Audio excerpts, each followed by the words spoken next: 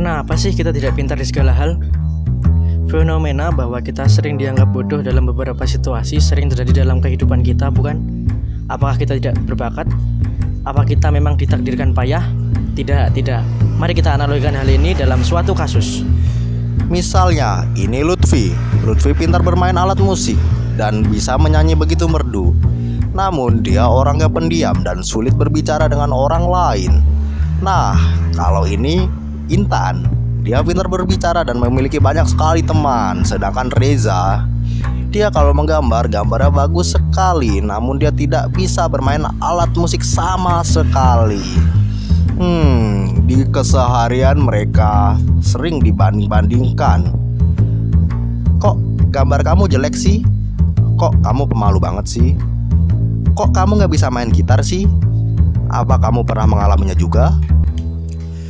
Sebenarnya semua itu tergantung pada yang disebut perkembangan kecerdasan.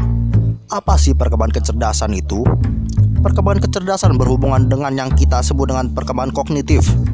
Kognitif adalah suatu proses berpikir, yaitu kemampuan individu untuk menghubungkan, menilai, dan mempertimbangkan suatu kejadian atau peristiwa. Jadi proses kognitif berhubungan dengan tingkat kecerdasan atau intelijensi yang memadai seseorang dengan berbagai minat, terutama sekali ditujukan kepada ide-ide belajar. Kita memiliki perkembangan kecerdasan yang berbeda-beda pada diri kita masing-masing. Seorang tokoh pendidikan bernama Howard Gardner pernah membagi kecerdasan menjadi 9. Nah, inilah 9 pembagian kecerdasan manusia tersebut. Yang pertama, kecerdasan verbal linguistik. Kecerdasan ini adalah kecerdasan yang dimiliki oleh para translator, ahli bahasa, dan pekerja lain yang membutuhkan keahlian dalam verbal. Orang-orang yang pintar berkata lebih menonjolkan kecerdasan verbal linguistiknya. Kedua, kecerdasan logis matematis. Seorang yang memiliki kecerdasan ini cenderung menyukai dan efektif dalam menghitung dan menganalisis hitungan, mencari jalan keluar yang logis, dan menggunakan algoritma. Ahli matematika dan sains menonjolkan kecerdasan logis matematisnya. Kecerdasan ketiga, visual spasial. Pekerjaan yang menuntut pada kepekaan visual seperti desainer, arsitek, videografer sangat membutuhkan kecerdasan ini. Orang yang menonjolkan kecerdasan visual akan memiliki kepekaan visual yang sangat bagus. Keempat, yaitu kecerdasan musikal. Dah tahulah ya, kalau yang ini orang-orang yang pintar bermain musik. Musisi dan pemain band serta komposer memiliki kecerdasan musikal yang menonjol. Selanjutnya, yang kelima, kecerdasan kinestetik. Orang yang memiliki kecerdasan kinestetik yang optimal adalah para atlet, penari, dan segala yang berhubungan dengan bergerak. Keenam, kecerdasan interpersonal. Kecerdasan ini ditandai dengan kemampuan mencerna dan merespon secara tepat suasana hati dan keinginan orang lain. Seseorang yang kecerdasan interpersonalnya optimal biasanya memiliki banyak teman, pintar berinteraksi, dan pintar mengorganisasi suatu kelompok. Kecerdasan ketujuh, yaitu kecerdasan intrapersonal.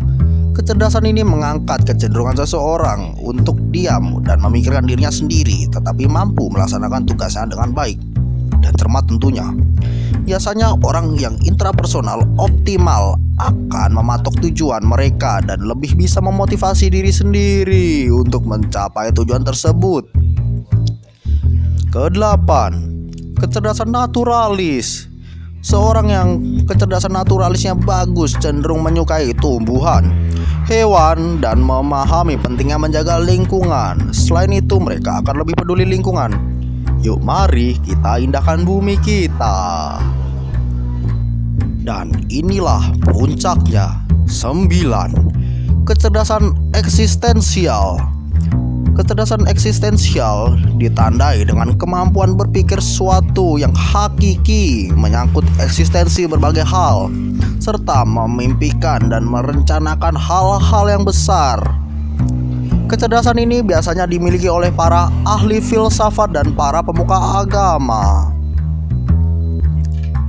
Ya, Itu semua adalah kesembilan kecerdasan manusia yang biasa disebut dengan multiple intelligence menurut Howard Gardner.